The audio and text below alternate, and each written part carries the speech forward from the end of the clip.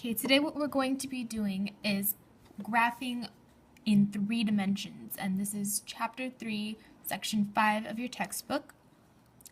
And in a 3D graph, you will have 3 points.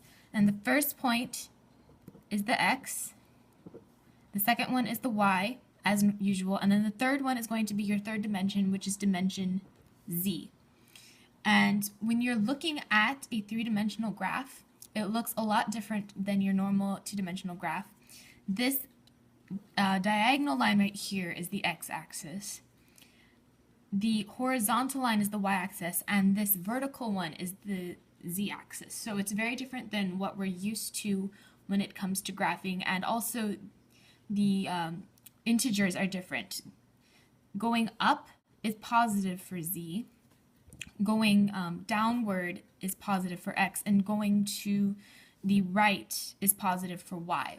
So this whole front section here is positive, and then you can kind of use your 3-dimensional imagination. You can kind of see the different sections.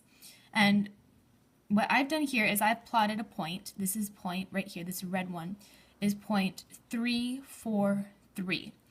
And what I've done to help you visualize it is I've drawn a box. So I start with the x point, which is 3 right here.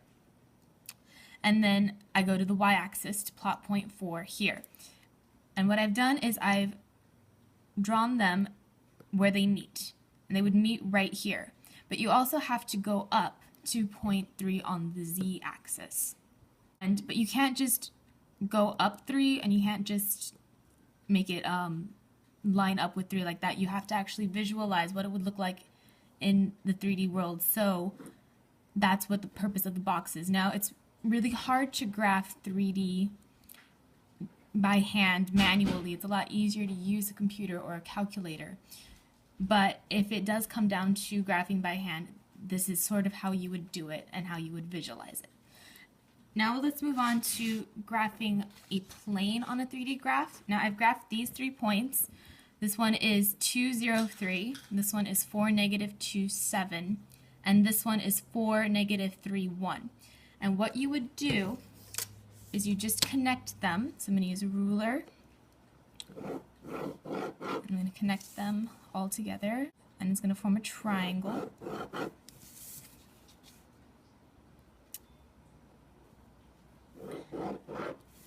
And basically this area right here that I'm shading in, that becomes your plane. And your plane will actually extend beyond the boundaries of this triangle, and it will continue on, indefinitely, because it is a plane.